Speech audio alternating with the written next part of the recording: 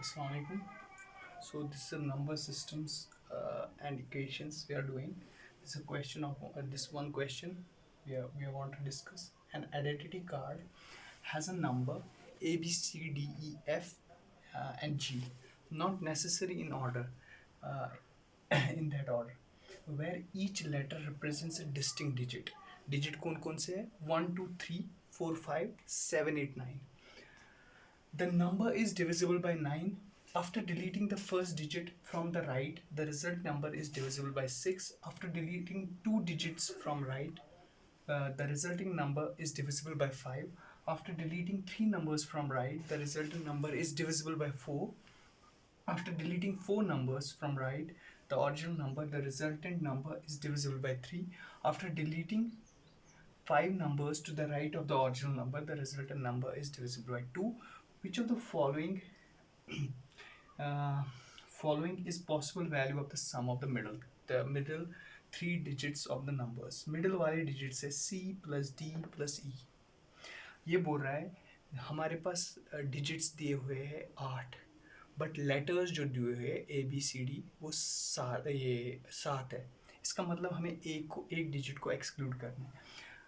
हमें ये पता है A B C D E F G up to G, it is divisible by 9. When it is divisible by 9, हम सारे digits लेंगे, उसका सम निकालेंगे, वो आता है 39. मगर 39 इज नॉट डिविजिबल बाय 9. जब तक हम उसको 3 को एक्सक्लूड करेंगे वो 36 बनेगा, वो डिविजिबल बाय होगा. इसका मतलब हमें 3 को एक्सक्लूड करना पड़ेगा. क्या करना पड़ेगा? 3 को एक्सक्लूड करना पड़ेगा. अब जो है 1 2 4 5 7 8 9 ये डिजिट्स है A B C D E F G K. अब दूसरा बात बोल रहा है कि अगर हम एक डिलीट करेंगे A B C D E F, एक जी हमने डिलीट कर दिया, तो इट इज़ डिविजिबल बाय 6. इसका मतलब क्या है? इसका मतलब जो लास्ट वाला डिजिट होगा एफ, ये हो सकता है 2 4 और 6. ये हम लिख के रखेंगे कहीं पर कि f इज इक्वल टू 2 4 और 6. Got it? बट हमें साथ साथ ये भी बताया गया है this number is divisible by 6. इसका मतलब है it is divisible bye 3.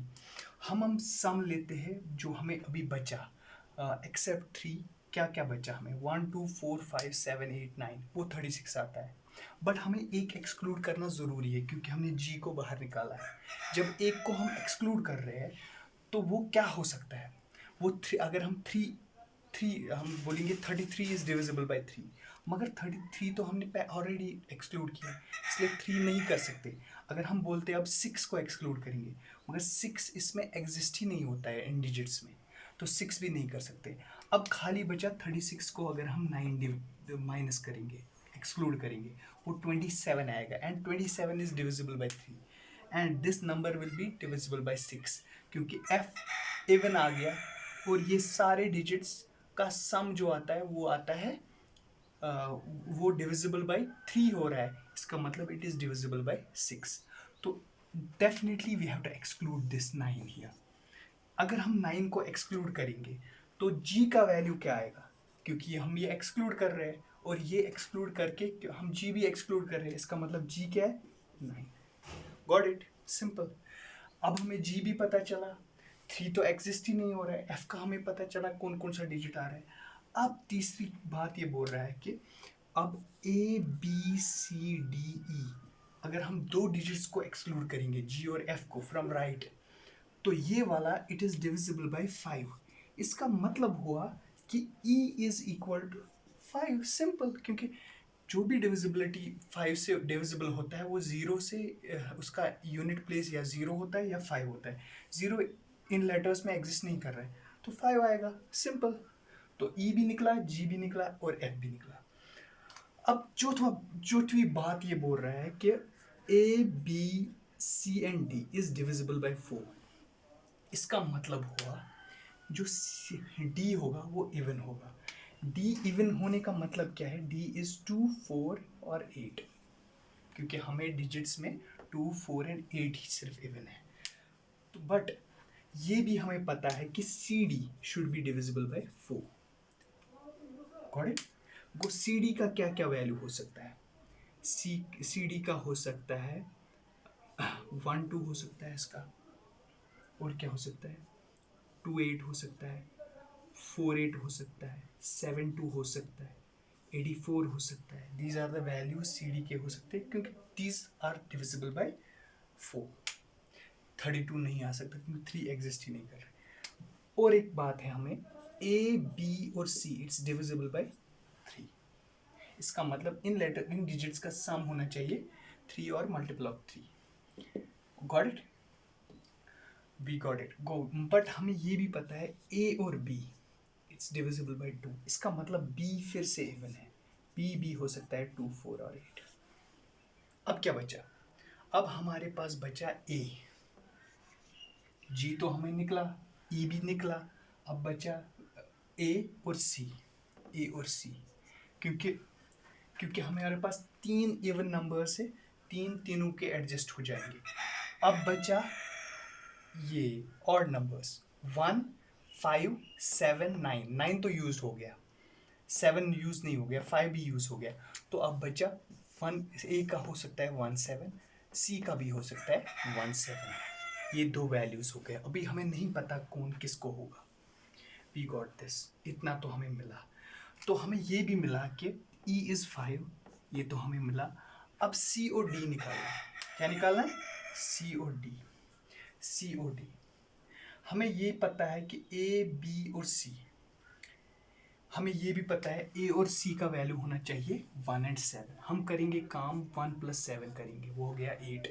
B इसके बीच में है, बी प्लस बी, ये होना चाहिए डिविजिबल बाय 3। बी का वैल्यू क्या आ सकता है? 7 + 1 हो गया 8, बी का वैल्यू होगा 2 4 और 8। 8 + 2 कितना हो गया? 8 9 10। Is 10 divisible by 3? नो, सो 2 नहीं आएगा, 2 नहीं आएगा, 2 नहीं आएगा।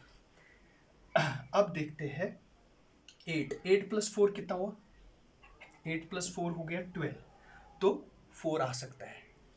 8 + 8 कितना हो गया? 16। 8 नहीं आएगा, तो क्या आएगा बी का वैल्यू? 4।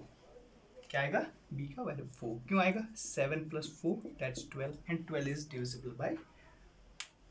ए का भी पता चला, बी का भी पता चला, बी का हमें वैल्यू पता चला, जी का हमें वैल्यू पता चला, ई का हमें वैल्यू पता चला।